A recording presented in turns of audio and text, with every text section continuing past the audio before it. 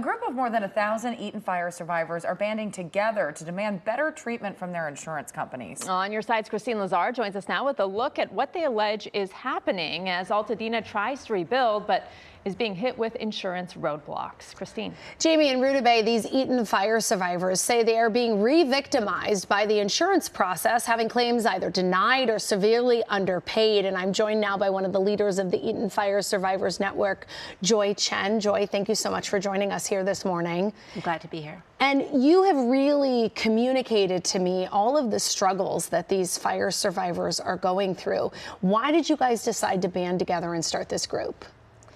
Well, it didn't start with insurance. It actually started with a fire. This group started 2 years ago as the pickleball WhatsApp of the Altadena Country Club, and I was the admin of that. So that's where we organized games and traded pickleball memes. So it was a pretty quiet WhatsApp.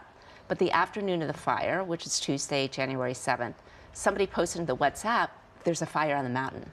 So we all went out, looked, and that pickleball WhatsApp then suddenly transformed into an emergency evacuation network. Because as you may know, the official evacuation orders came much too late.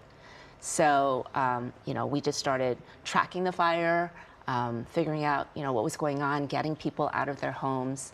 So we all evacuated because of this WhatsApp group. And then over time, the country club burned down, most of our houses burned down, all of us evacuated. And so we changed the name of it, and we've since moved it to Discord. And it's now become just a place where Altadenans can get together, band together, share resources, access expert help to recover faster.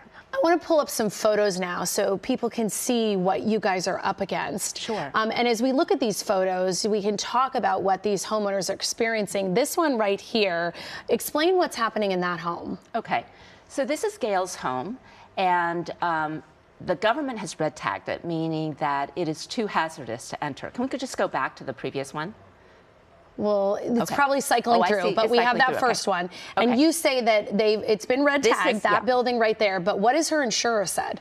Her insurer, which is State Farm, this is another picture of her house, says that she should just repair it because they don't want to pay for demolishing it and rebuilding it. And so they're telling her that she can rebuild that house as is. She doesn't have to start from scratch. Correct. And then the other photos we see all this dust and ash, smoke and ash inside this home. And another photo you see, like the windows have been burned out and blown out. What was this homeowner told by State Farm also? So this is Matt, and State Farm has told him to clean that himself with his wife, his 2-year-old toddler, and his 7-day-old newborn. That is not dust that you see there. That is toxic smoke and ash that needs to be professionally cleaned by people who are certified and trained to do that. So, so State Farm is not, it's not fulfilling its obligations, contractual obligations to the Eaton Fire survivors. I know there's a big feeling of helplessness and people feeling like they don't know where to turn. What does your group hope to do in terms of making things better as Altadena rebuilds? So in the case of State Farm, they just had public hearings last week for another rate hike. This will be the 3rd rate hike within 1 year. They've asked for 39%. And Commissioner Laura looks like he might be set to give them another 17%. What we're asking is for Commissioner Laura to, number one, investigate all of State Farm's claims, payouts for the Eaton as well as the Palisades fire. Number 2, expedite the claims that are outstanding with interest. And number 3, to delay this rate hike until State Farm shows that they are ready to fulfill their contractual obligations to California families. This is your community. Everybody wants to rebuild. Everybody wants to be back. How is insurance impeding that movement forward?